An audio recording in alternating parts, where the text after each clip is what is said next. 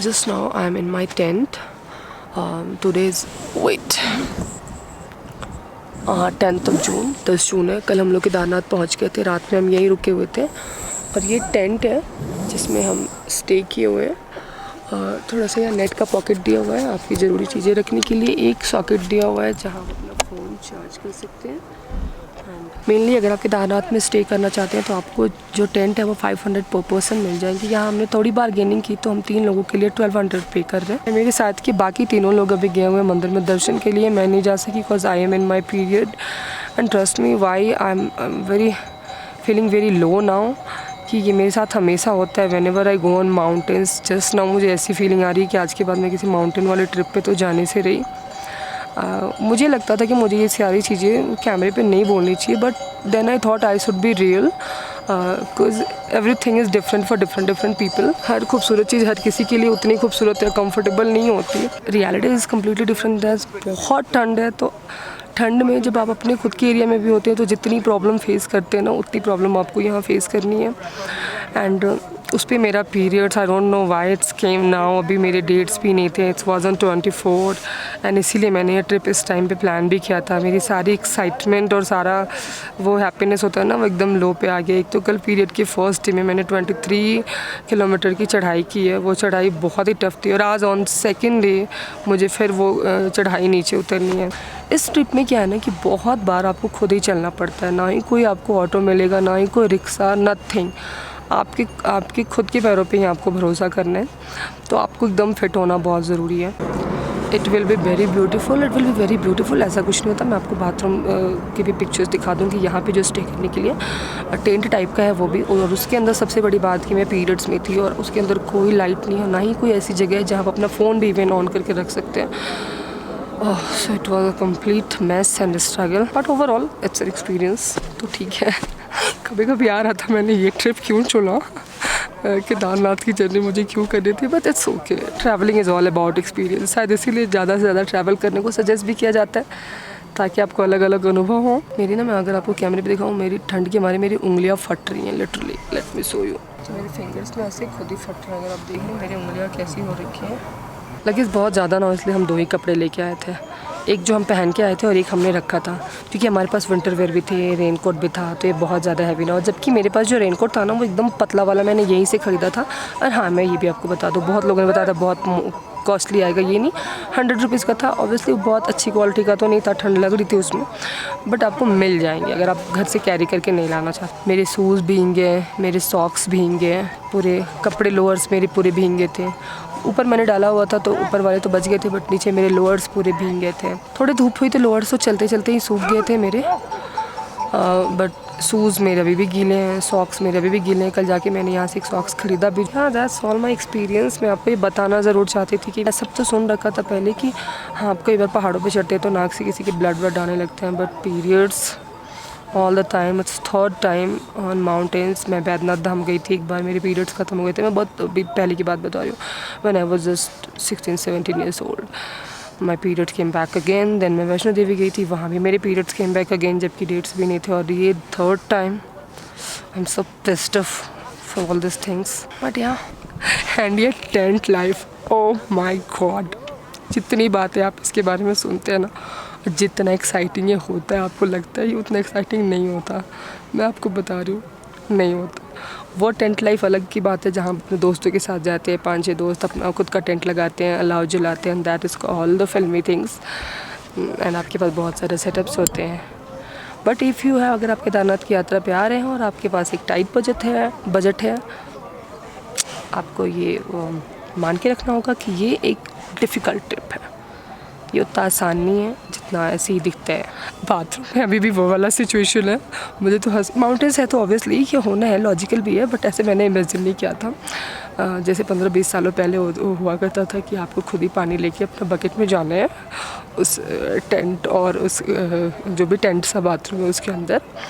Tent सा bathroom नहीं है एक्चुअली, बाथरूम नॉर्मल है, उसके चारों तरफ जो वॉल जैसी चीज़ें होती है ना वो कपड़े के बने हुए हैं, मतलब टेंट के हैं। एक जिप होता है, उससे आपको जिप क्लोज करना है। एंड या अभी हमें उतरना है। मेरे जो फ्रेंड्स गए हुए हैं दर्शन के लिए उन्हें वो बता रहे थे कि अभी लाइन इतनी बड़ी है कि उन्हें 2-3 घंटे और लगेंगे, और वो निकल गए थे यहाँ से। एक मैम, पूनम मैम, तो मुझे लग रहा है 2-3 बजे ही निकली हुई थी। प्रिया मैम 4 बजे निकली हुई थी। धनु की तबीयत ठीक नहीं थी तो वो एकदम सुबह में 5:30 के आसपास निकली, क्योंकि वो उतनी देर खड़ी नहीं हो सकती थी। ना आई एम फीलिंग वेरी बैड कि यहाँ तक आके मैं मंदिर के अंदर नहीं जा पा रही हूँ। मैं आरती के लिए गई थी, लेकिन मंदिर के अंदर जाना पता नहीं वो मुझे थोड़ा वो लगा, तो मैं उसके लिए नहीं गई। बट लास्ट मिनट मुझे वहाँ लग रहा था कि मैं गिर पड़ जाऊँगी, क्योंकि जैसे मैंने बताया, I was feeling very low. Medicine लेने की ज़रूरत तो नहीं पड़ी, but just because of periods and इतनी चढ़ाई, और खाना यहाँ अच्छा नहीं मिल रहा। अभी ना बाहर इतनी ठंड है कि मेरा स्टैंड से बाहर निकलने का मन ही नहीं हो रहा, बट मैं सोच रही हूँ मैं कब तक इसके अंदर पड़ी रहूँगी। हेलीकॉप्टर्स बैक टू बैक आ रही हैं लोगों को लेके। तो पैसे हैं तो हेलीकॉप्टर से ही आओ, और अगर नहीं पैसे हैं तो डू हार्ड वर्क एंड बनो पैसे वाले, ताकि अपने ट्रिप को ना थोड़ा सा स्मूथ कर सको। वैसे trip and travelling is all about experiences and so many difficulties. आप अपने घर के कंफर्ट से बाहर निकल कर ट्रैवल कर रहे होते हैं, तो बट स्टिल आपके पास पैसे ज़्यादा होंगे तो आप थोड़ी बेटर सर्विसेज ले सकते हैं। आई होप, भोलेनाथ से मेरी यही प्रार्थना है कि मैं नेक्स्ट ट्रिप अपनी थोड़ी और अच्छी तरीके से करूँ, एंड प्लीज़ ये पीरियड से मुझे दूर रखें मेरे ट्रिप्स पे। I am requesting silly things, but या आई थिंक मैं बोर भी कर रही होंगी। मैं बहुत टॉकेटिव मूड में हूँ अभी, बट इट्स ओके। ओके, अभी मैं जाती हूँ, देखती हूँ बाहर थोड़ा।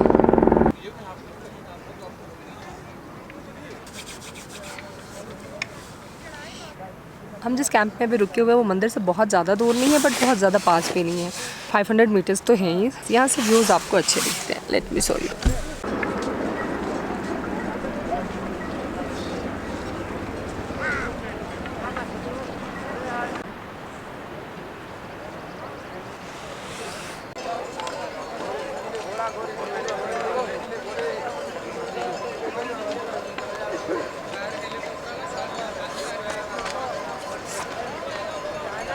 यहाँ से जल्दी ही अब हम निकलने वाले हैं।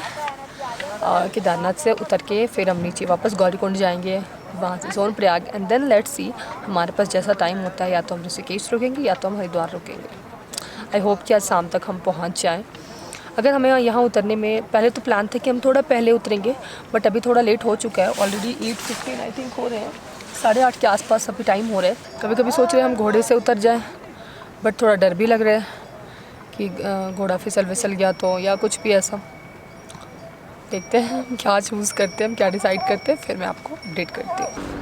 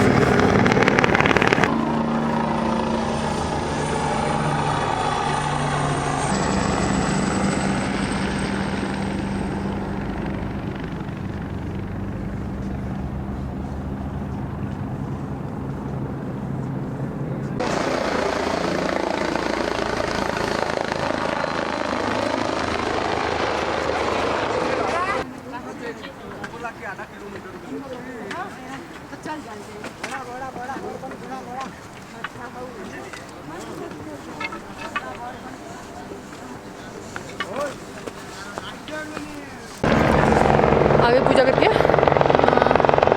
ठीक हो, बस चल रहा है।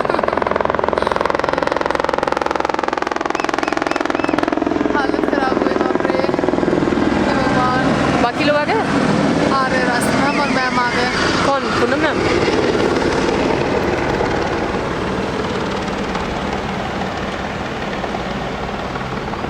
आगे आओ थोड़ा सा। अरे शरीर हिलाया तक नहीं जा रहा दीदी। आप गए बीच में, हमारा वो रील भी नहीं बन पाया। हाँ, एक इधर दे। ऊपर वाली दुकान वहाँ पे अपनी दुकान।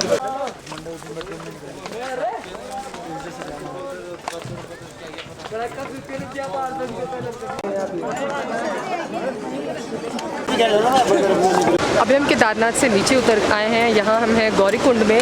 इस बार हमने पैदल यात्रा ना करते हुए घोड़े की सवारी चुनी। घोड़े से नीचे आए, 3-3.5 घंटे आई थिंक लगे थे। हाँ, 3-3.5 घंटे लगे थे। घोड़े वाले ने उधर से उतारने के लिए 2050 रुपये लिए थे, इधर से ले जाने के लिए वो 3000 रुपये लेते हैं। थोड़ी बहुत बार्गेनिंग आप कर सकते हैं, बट नॉर्मल रेट यही है, तो इतने ही चार्जेस लगते हैं। अभी हम खड़े हैं और वेट कर रहे हैं कैब का गौरीकुंड में सोनप्रयाग तक जाने के लिए, और बहुत लंबी लाइन है। पता नहीं कब हमारा चांस आने वाला है। Let me show you. और ये लाइन जो अभी सिर्फ यहाँ से विजिबल है, वो अभी इसके आगे भी लाइन्स है, तो पता नहीं कब तक की क्लियर होगी। फिर हमें यहाँ से कैब मिलेगा जिससे हम सोनप्रयाग जाएंगे। हमारी कोशिश है अगर हम पहले पहुँच जाए तो हम आज ही हरिद्वार के लिए निकल जाएं। अगर नहीं पहुँचे तो हमें वहाँ स्टे करना पड़ेगा। Let's see.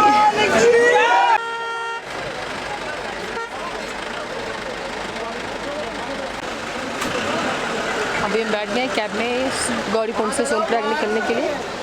इस शटल सर्विस की प्राइस 50 रुपीज़ है, जो कि गवर्नमेंट डिसाइडेड है, तो इसमें आपको बार्गेनिंग करने की कोई ज़रूरत नहीं है।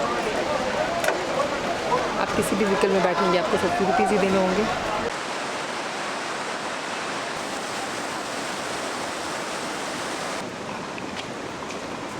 अभी हम गौरीकुंड से जो सोनप्रयाग आने के लिए हमने जो गाड़ी पकड़ी थी, बहुत ज़्यादा ट्रैफिक होने की वजह से वो हमें बीच में ही छोड़नी पड़ी।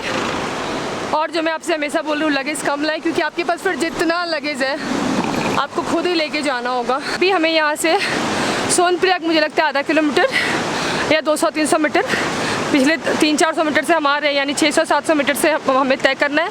और उसके बाद सोनप्रयाग से 1.5 किलोमीटर और चलना है सीतापुर तक अपना सामान लेके। और सीतापुर से आपको कैब मिलेगी, आपको जहाँ भी जाना हो, हरिद्वार, दिल्ली, जिधर भी जाना हो, कैब या बस जो भी, वो बसें भी सुबह मिलती है। शाम के टाइम में बस नहीं मिलेगी, बट मे बी शेयरिंग की कैब मिल जाए। So let's see. चल चल। गंदी सी शक्ल, थकान, नींद, बस क्या तुम्हारे क्या हाल चल धन्ना?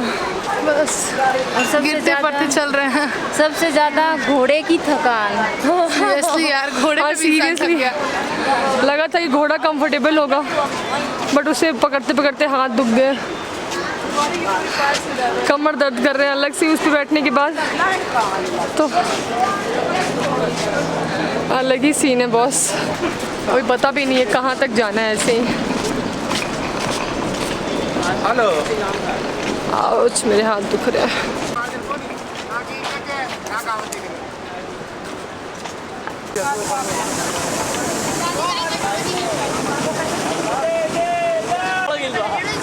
मत कर, कोई काम करे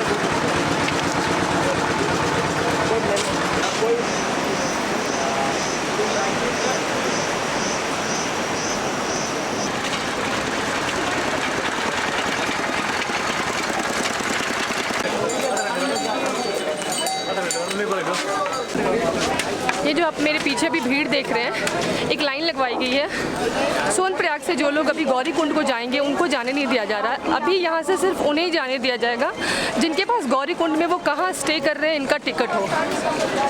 तो अगर आपने टिकट पहले से बुक कर रखा है, आप उन्हें दिखाएंगे तो ही आपको सोनप्रयाग से गौरीकुंड जाने दिया जाएगा 4 बजे के बाद। 4 बजे के पहले आते हैं तो आपने नहीं भी बुक किया है तो आपको जाने दिया जाएगा। अगर आप 4 बजे के बाद पहुँचते हैं, आपको यहीं स्टे करना होगा सोनप्रयाग में, और अब सुबह गौरीकुंड के लिए निकलेंगे। इन सच सिचुएशन या तो थोड़ा पहले आ जाए, या तो गौरीकुंड में आप कोई रूम बुक कर लें, क्योंकि कई बार जैसे हमारे साथ भी हुआ, सोनप्रयाग से गौरीकुंड जाने में ही आपको बहुत ज़्यादा टाइम लग जाएगा ट्रैफिक होने की वजह से। और इसमें 3 किलोमीटर आपको पैदल चलना पड़ता है सोनप्रयाग से कैब लेने के लिए भी, और कैब से जब आप उतरेंगे वहाँ से रूम लेने के लिए भी। तो ये सब में आपका, अगर आप 4 बजे के बाद अगर आप सोनप्रयाग रुकते हैं तो आपका बहुत टाइम वेस्ट होगा नेक्स्ट डे। बेटर या तो रूम पहले बुक करें या तो 4 बजे के पहले आ जाए।